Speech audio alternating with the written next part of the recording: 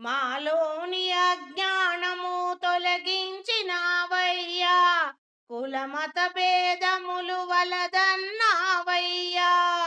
ప్రతి మనిషిలోని జీవాత్మే పరమాత్మనని అంటివయ్యా.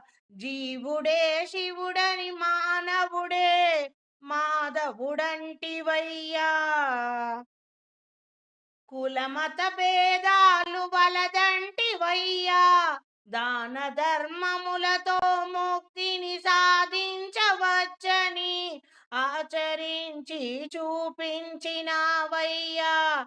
ప్రతి మనిషిలోని ఆత్మనే పరమాత్మయని చూపించి నిరూపించినావయ్యా.